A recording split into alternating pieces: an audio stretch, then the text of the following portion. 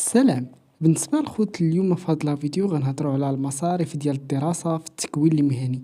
من بعد ما تسجلتي في التكوين المهني وكذلك عرفتي راسك واش مقبول او لا، بالنسبه للطريقه كيفاش تعرف واش تقبلتي ولا لا غنخلي لكم واحد الفيديو في صندوق الوصف. دابا غتجي المرحله ديال تخلص المصاريف ديال الدراسه واللي غادي نتعرفوا عليها في هاد الفيديو. بالنسبه لاول مستوى كاين في التكوين المهني اللي هو مستوى ديال تقني متخصص. بالنسبه اللي دفع لهذا المستوى غادي تخلص 950 درهم.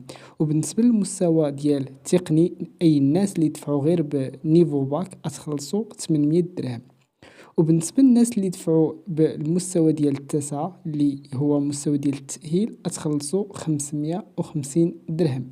واخر مستوى اللي هو مستوى ديال التخصص اي الناس اللي دفعوا غير بمستوى ديال السادس غتخلصوا 400 درهم. وبالنسبه لكيفاش تقدر تخلص هاد المصاريف ديال الدراسه عندك جوج ديال الطريقات. الطريقه الاولى تمشي لاحد البنوك المعتمده بحال كاش بليس بي ام سي يو، او لا تخلص بالبطاقه البنكيه ديالك كما درتو فاش خلصتو المصاريف ديال الملف اللي هي 50 درهم. نفس الطريقه اما بالبطاقه البنكيه ديالك او لا تمشي لاحد البنوك المعتمده بحال كاش بليس بي ام سي يو سي اش. المهم انت عندك الاختيار. وبالنسبه للخوت اللي بغى يدفع طلب الاعفاء باش ما يخلصش المصاريف ديال الدراسه في التكوين المهني، الناس اللي ما فحالهمش او الامكانيات ضعيفه تقدر تدفع طلب ديال الاعفاء. غنخلي لكم الطريقه في صندوق الوصف، راه ديجا شرحت هذا الفيديو العام اللي فات.